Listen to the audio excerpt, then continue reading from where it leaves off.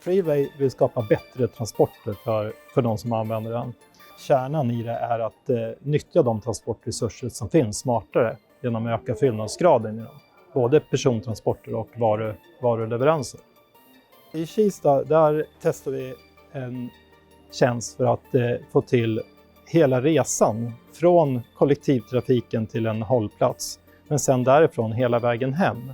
Och det är egentligen the last mile som vi kör här. En on-demand transporttjänst där användaren kan beställa en resa och sen så kommer det ett sånt här elfordon, hämtar upp dem och lämnar av dem dit de vill åka. Det här projektet Delta, det är ju otroligt intressant. Jag tänker på, det är flera faktorer i det. Både ur då klimatsynpunkt men också energianvändningssynpunkt. Och sen tänker jag ju också då på samhällsservicen. Att kunna utveckla en trygg och flexibel samhällsservicelösning. Då transporten är ju en väldigt viktig del, och jag tänker också särskilt som en storstadsregion då, där vi både har utmaningar med den urbana, kan man säga, miljön, men också faktiskt landsbygdsmiljön. De utmaningar som tjänsten löser just här i Kista kan vara delvis trygghetsbiten. Speciellt nu när det börjar på att bli mörkare kvällar och så, att man tar sig från en hållplats och sen hem på ett som känns tryggt sätt än att gå på mörka gator.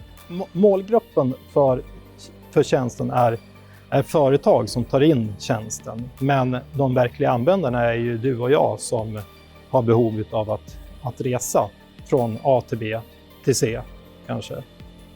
Det som vi redan har börjat på att lära oss här nu, det är ju beteendet.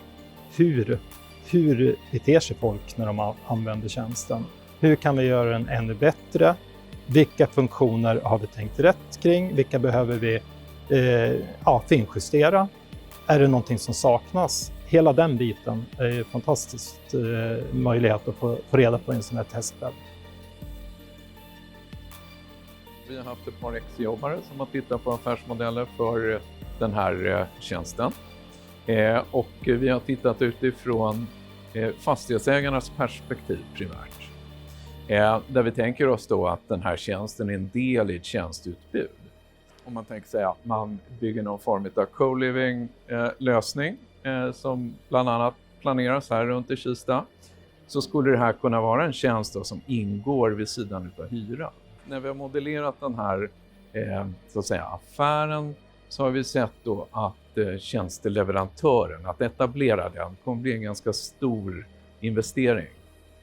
Och vi måste få någon form av hållbarhet och uthållighet för att etablera den här tjänsten. Så vem den här tjänsteleverantören är, det vet vi inte, och det är inte särskilt tydligt. Så det är en fråga vi ställer efter att ha analyserat affärsmodellen. Så undrar vi också, vem är villig att ta själva tjänsteleverantörens roll?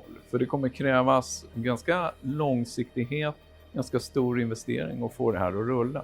Och det är inte säkert att slutresenären är villig att betala det här, eftersom kollektivtrafik och hur vi rör oss den sista kilometern, det är någonting vi på något vis kanske tycker ska ingå i månadsbiljetten som vi betalar till kollektivtrafiken.